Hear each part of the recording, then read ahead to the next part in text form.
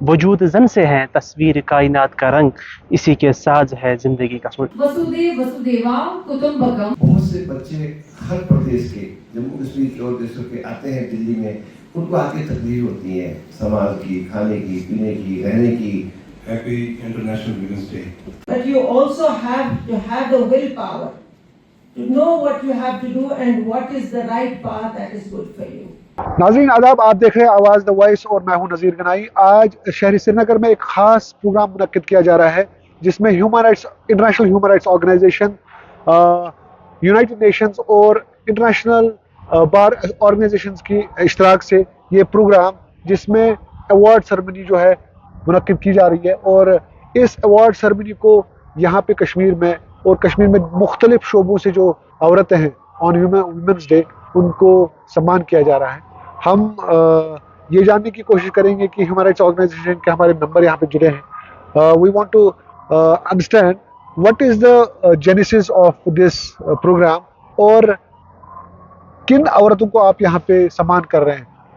मुझे साहब, सबसे पहले धरती का स्वर्ग कहे जाने वाले कश्मीर में हमें बड़ी खुशी है। यहाँ हम लोग जम्मू में पहले प्रोग्राम करते रहे, लेकिन श्रीनगर में this is our first program. IHRO international human rights organization that is in cooperation with United Nations and international bar association. आज का जो मुख्य उद्देश्य है इस फेलिसिटेशन का, जिसमें महिलाओं को हम लोग सम्मान कर रहे हैं, समाज के विभिन्न वर्गों से अलग अलग फील्ड में, अलग अलग क्षेत्रों में काम करने वाली उत्कृष्टता, ऐसे किसी भी सब्जेक्ट पे जिनमें उनकी उपलब्धियां रही हैं, उनको हम आज सम्मानित कर रहे हैं आज इस टैगोर हॉल में। अदरवाइज हमारे जो उद्देश्य हैं ऑर्गेनाइजेशन का, मुख्य उद्देश्य है कि पिछड़े क्षेत्रों में, बॉर्डर के इलाकों में या रूरल क्षेत्रों में, जहाँ पर भी गांव देहात और एग्रीकल्चर है, वहाँ पर ज़्यादा से ज़्यादा रोजगार बढ़ाया जाए, उन लोगों को ऐसे प्रोजेक्ट्स दिए जाएं। कश्मीर में सबसे पहली आवश्यकता रोजगार की है। सिर्फ एक इंडस्ट्री टूरिज्म के अलावा यहाँ पर कुछ उस तरह का बड़ा औद्योगिक क्षेत्र नहीं है।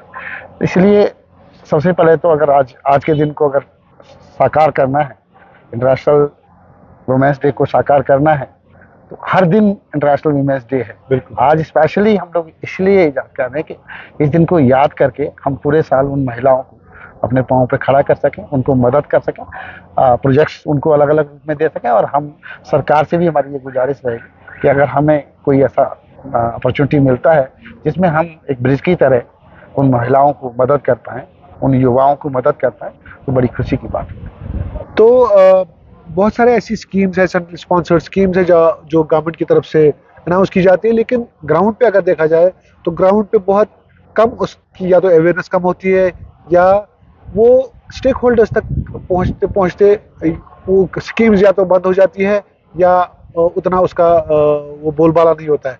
तो आपकी organization, international human rights organization का मैंडेट क्या रहेगा इसके करके? हम लोगों को, जैसे कि मैंने बताया, कि हम लोग एक मीडिएटर की तरह, एक ब्रिज की तरह काम करना चाहते हैं, और उसमें सरकार से भी हमें पूरी सहयोग की उम्मीद है। ऐसे क्षेत्र जहाँ पर भी हमने घूम के देखा है या लोगों से मिले हैं, अगर उनको सच में मदद करनी है तो ज़्यादा से ज़्यादा सरकार को भी थोड़ी सी डील देनी होगी, ज़्यादा से ज़्यादा स्कीम लोगों तक पहुँचानी होगी। सिर्फ ये नहीं कि हमें आंकड़ों में दिखाना है, सिर्फ पेपर वर्क का काम नहीं करना है, उसको धरातल पे ले जाकर के काम पूरा करना है।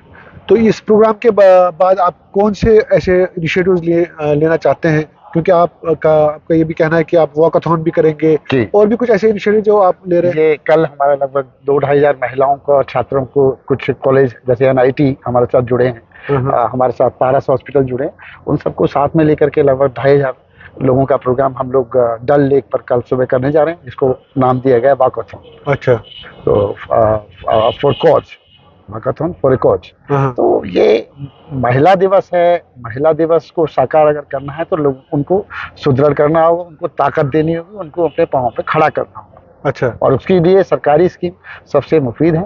सरकारी स्कीम्स को लोगों तक ज़्यादा से ज़्यादा पहुँचाएं।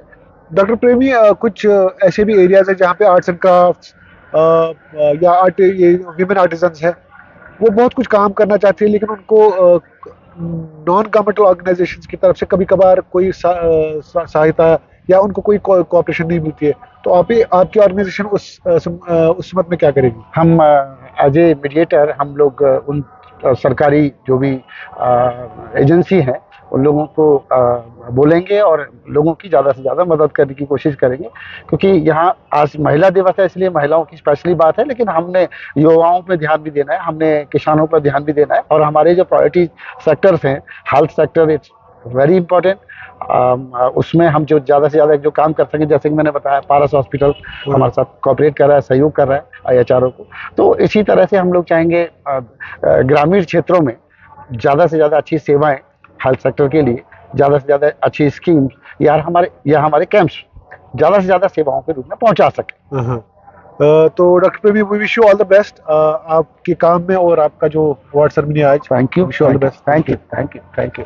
चूँकि आप सबको पता है कि आज पूरी दुनिया में वुमेंस डे मनाया जा रहा है, इसके साथ साथ हमारे हिंदुस्तान में भी और कश्मीर में कई जगह पे वुमेंस डे ही मनाया जा रहा है। तो इस सिलसिले में एक शायर अर्ज़ करना चाहूँगा जो हमारे डॉक्टर सर मोहम्मद इकबाल क्या खूब फरमाते हैं। वो फरमाते हैं, वजूद जन से है तस्वीर कायनात का रंग, इसी के साज है ज़िंदगी का सूर। इसका मतलब ये हो गया कि इस कायनात का, इस मुल्क, इस दुनिया का जो अगर वजूद है तो एक औरत की वजह से ही है, एक माँ की वजह से है, तो एक ऐसी शख्सियत की वजह से जो कौम बनाती है। किसी ने क्या खूब कहा है कि अगर आप मुझे एक एजुकेटेड वुमेन देंगे, एक एजुकेटेड माँ देंगे, तो मैं आपको एक अच्छा एजुकेटेड जवाब पर नेशन देता हूँ। तो इसके हवाले से चूँकि हर जगह काम होता है वुमेंस डे के सिलसिले में, तो मैं अपनी मेरी ज़ाती राय है वो ये है कि हर दिन हमारे लिए वुमेंस डे ही है, क्योंकि इस्लाम में भी हर दिन को वुमेंस डे ही सेलिब्रेट किया जाता है।